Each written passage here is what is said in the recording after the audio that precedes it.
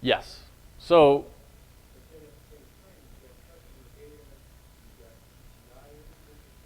yeah. So I think this is one part of our security process. We don't obviously we have static analysis. We have some of those traditional things that we just don't. The key part to take away is we do other layers of the onion of security, kind of trying to figure out, okay, well, what are the bugs, what are the security common vulnerabilities in our static code? What we don't do is basically prevent an application from deploying before we give it an OK. And this is trying to basically increase our response time to such expedience that that kind of limits, it allows the developer to continue to innovate, to continue to roll out, but it also gives us coverage that we can find it quicker than the bad guys.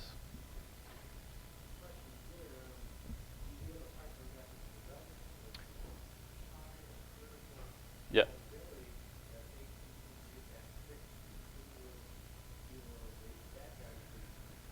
Yeah, so if it's something, so because we do this continually, and because we have this immutable service kind of architecture, if we do discover something that critical, there's no reason why we can't reach out to developers and say, hey, roll back to your last instance, right? So if we see something come up, we scan it, if we say this is really bad, reach out to them directly and redeploy through our automated build process within minutes or however long it takes to turn off all those instances or not. Does that answer your question a little better? Okay. Any others? Yeah.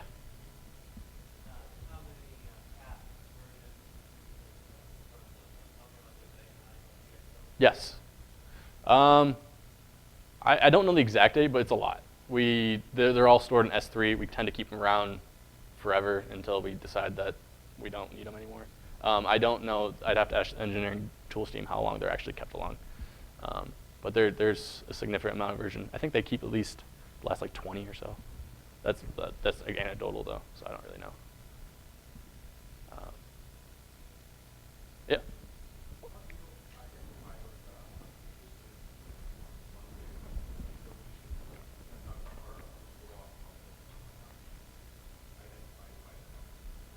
Yes.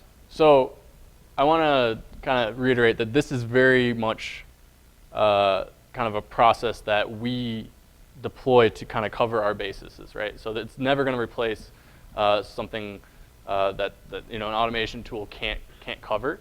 But what it does give us is gives us kind of a baseline security state of the application, and also gives the security engineer who could do the actual manual assessment and find those things all the context of that application in a kind of easier method to digest. So they don't have to go out and actually figure out like, okay, well, what the security groups is this application deployed with? What kind of permissions does it have? All that's kind of provided for them, and that gives them kind of a speedier kind of loading into the whole when they do their actual testing. Yes, it's very much a complementary tool to that. It's really trying to drive where we should focus our manual testing and provide that context to the security engineer. So it's a very much complementary tool.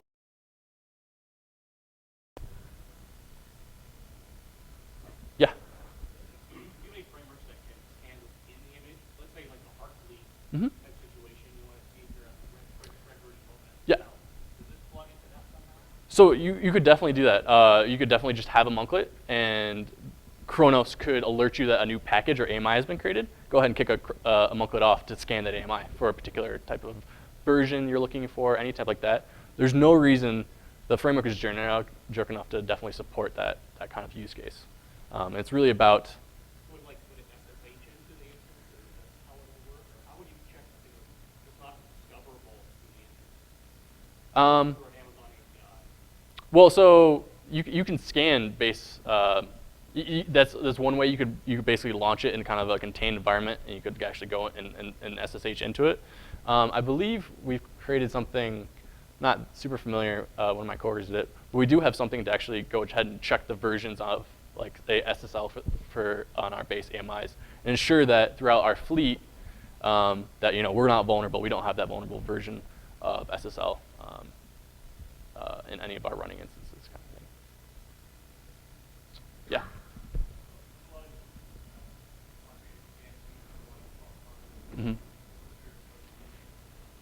So because we are able to kind of create as many of these scans as possible, what we want to do basically is run a lot of different web application scanners, and then use something like Threadfix that ingests reports from all those different applications and see where they overlap. Because chances are, if you see 2 application scanners discover the same thing, the false positive rate on those kinds of drops. And because we're able to do as many of these as possible, it's not a manual process anymore. We can do that and provide additional confidence that these are actually vulnerabilities that we need to go ahead and address. Yeah.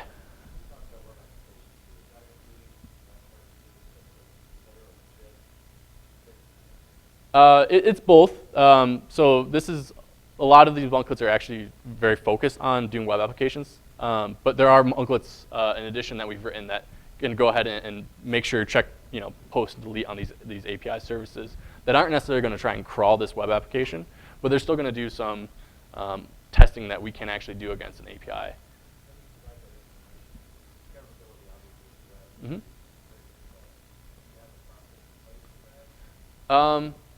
We don't have an automated process way to do that.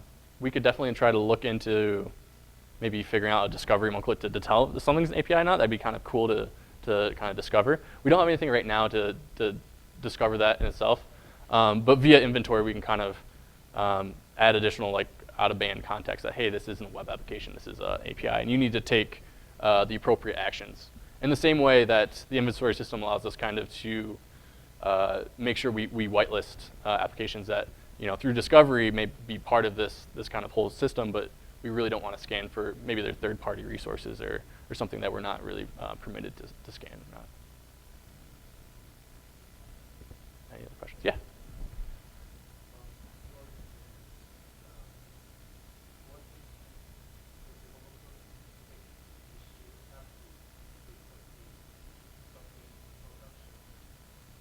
Mm-hmm.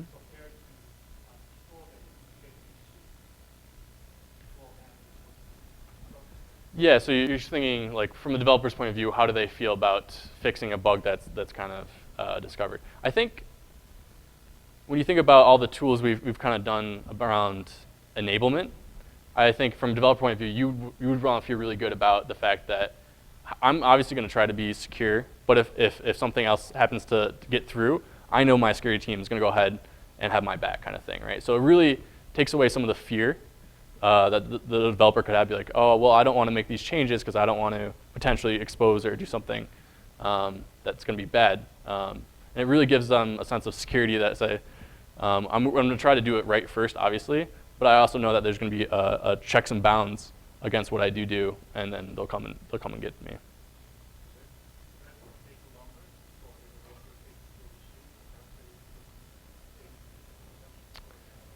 Because the process is so iterative, we don't really notice, right? So there's no waterfall model. There's no like, okay, well, we have to go back and design this crazy component. More often, they're testing very, very incremental changes.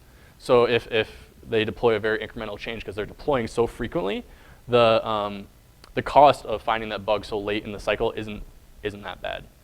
So because they're constantly doing iterative kind of deployments. Anybody else? No? Cool. Well, thanks, you guys. I hope you enjoyed the talk. If you want some stickers, let me or some of my coworkers know. So we got some sweet stickers.